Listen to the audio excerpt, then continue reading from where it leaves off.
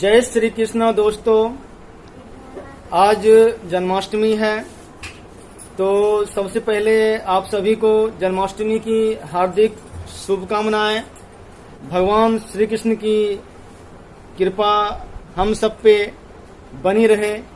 आज हम फिर एक जमकुंडली लेके आए हैं हमारे देश की राजमाता श्रीमती सोनिया गांधी की। आज श्रीमती सोनिया गांधी की कुंडली का एनालिसिस करेंगे। ज़्यादा इनके बारे में परिचय देने की आवश्यकता नहीं है, चलते हैं सीधे चार्ट की ओर।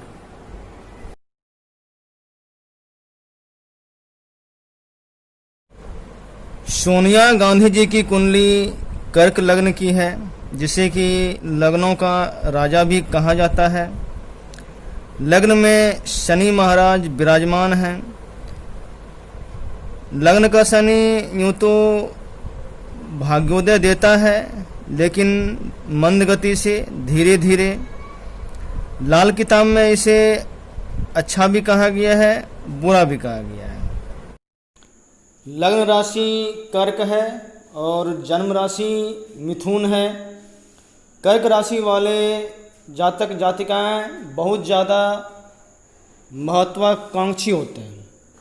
अगर इनकी जो इच्छाएं हैं, जो इनका जो एम है, वह अगर पूरा नहीं हो पाता है तो ऐसे लोग बहुत ज़्यादा नर्वस हो जाते हैं। और चंद्रमा यहाँ 12वें भाव में है, तो कहीं न कहीं यह शो कर रहा है कि ऐसे जातक कोई भी काम करने में बहुत ही जल्दीबाजी दिखाते हैं। लग्न में शनि का प्रभाव कि जीवन का जो पहला साइकिल है अर्थात 35-36 का, उसमें शनि का उतना अच्छा प्रभाव नहीं होगा। उसमें जातक को उसमें शनि बहुत ज़्यादा संघर्ष कराएगा। फिर वहीं 36 का जो नेक्स्ट जो लाइफ साइकिल होगा, उसमें यह बहुत ज़्यादा तीव्र गति से भाग्योदय कराता है। लेकिन यहाँ पर आप देखें तो सोनिया गांधी की कुंडली में सिर्फ शनि को ही नहीं देखें, बृहस्पति को भी देखें, शुक्र को भी देखें, तो वैसा जो लेट लतीफ़ी था उसको बहुत हद तक कंट्रोल शुक्र और बृहस्पति कर दिया। वो इसलिए कि यहाँ पर शुक्र तुला राशि का शुक्र है, जो कि मालव्य महापुरुष राजयोग बना रहा है, जो कि पंच महापुरुष राजयोग में से एक है। और साथ ही यहाँ पर और चौथे स्थान का बृहस्पति है, तो यह भी यहाँ पर लाल किताब में उच्च का कहलाता है। बहुत ही अच्छा रिजल्ट देता है बृहस्पति। इसे आप बृहस्पति बेस्ट द बेस्ट बोल सकते हैं। चौथे स्थान का बृहस्पति यह धन संपत्ति सुख समृद्धि धन की बारिश यह करा देता है। फिर वहीं देखें शुक्र, तो ये भी घर मकान जायदाद जमीन वाहन का बहुत ज़्यादा यह सुख देता है। एक मत लेकिन यहाँ पर आप ध्यान दें कि दोनों का जो कॉम्बिनेशन है वह अच्छा नहीं है। बृहस्पति और शुक्र का जो कॉम्बिनेशन होता है वह अच्छा नहीं माना जाता है। इसे इस रूप में आप देख सकते हैं कि धन, इसे आप इस रूप में लें कि धन तो होगा, लेकिन वह एक झाग की तरह, साबुन या सर्फ का जो झाग होता है फेन, उसके जैसा एक पानी के बुलबुले की तरह धन दिखेगा। अर्थात कहीं न कहीं ये इशारा कर रहा है कि धन का नष्ट हो जाने का योग भी उतना ही बनाता है। यहाँ पर इस तरह का योग, धन पर बुरी दृष्टि का योग यहाँ भी आ रहा है।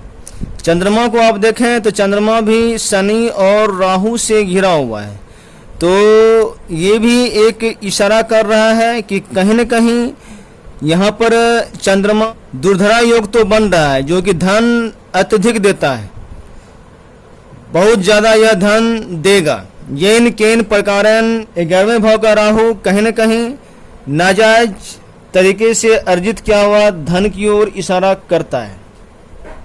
शनि और राहु से बन रहा है योग, तो दुर्धरा योग, जो कि बहुत ज़्यादा धनलक्ष्मी योग बनाता है, लेकिन गलत तरीके से।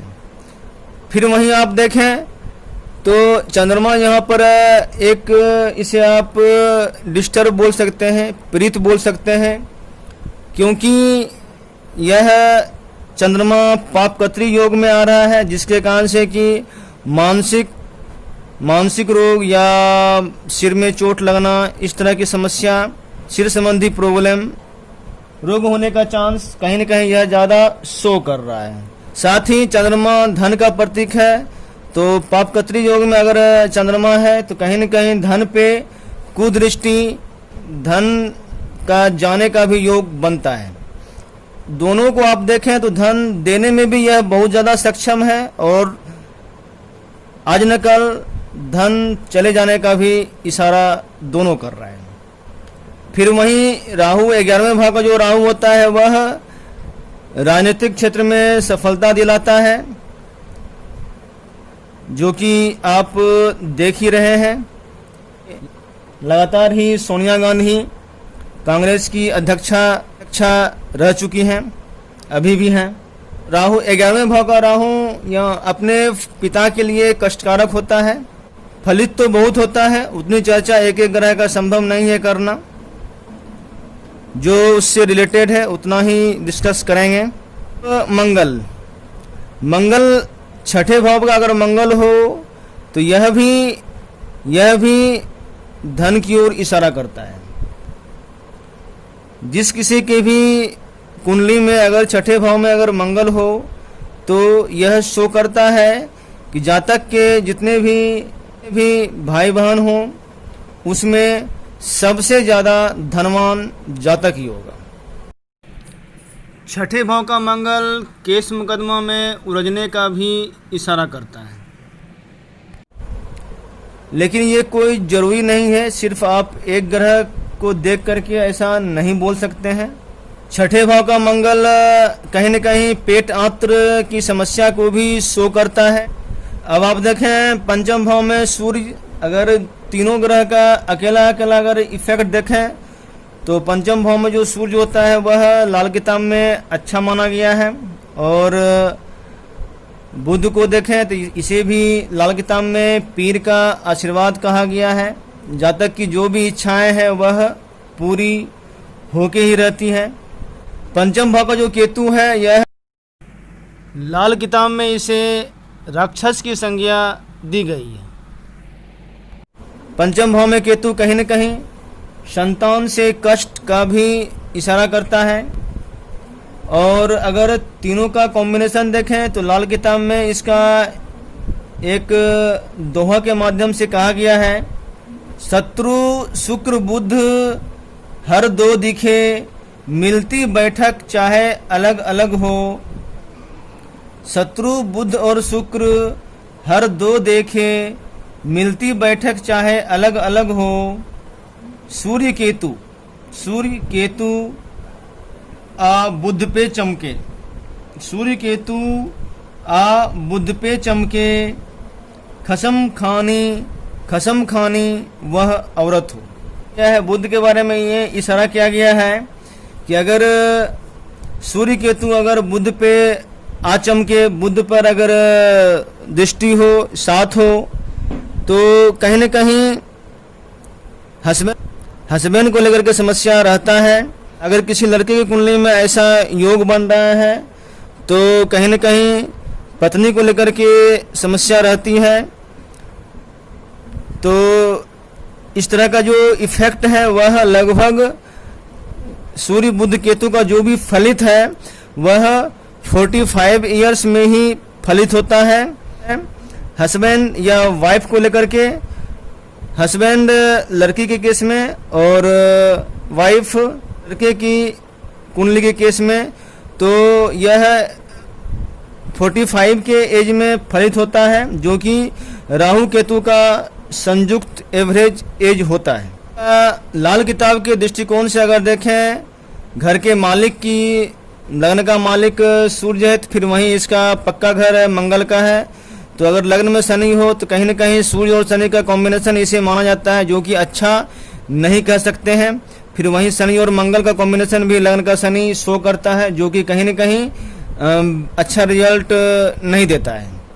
फिर वहीं देखें राहु 11वें भाव में है, तो ये बृहस्पति का ये कारक घर है और ये शनि का अपना घर है। तो कहीं न कहीं राहु जो कि इसे आप कालिख बोल सकते हैं, बृहस्पति जो कि सोना, तो कहीं न कहीं सोने के मकान को राहु धुआं से भर देता है, अर्थात बर्बाद कर देता है। अर्थात जो सोने का मकान है उसको यह कालिख से पोत के रख देता है, अर्थात धन की बर्बादी इसे आप कह सकते हैं। बृहस्पति यहाँ पर चौथे स्थान में, जो कि लाल किताब के दृष्टिकोण से उच्च का है, तो बहुत ही अच्छा है। फिर वहीं देखें शुक्र चौथे स्थान में है, तो कहीं न कहीं चंद्रमा का और शुक्र का कॉम्बिनेशन यहाँ पर उभर के आ रहा है।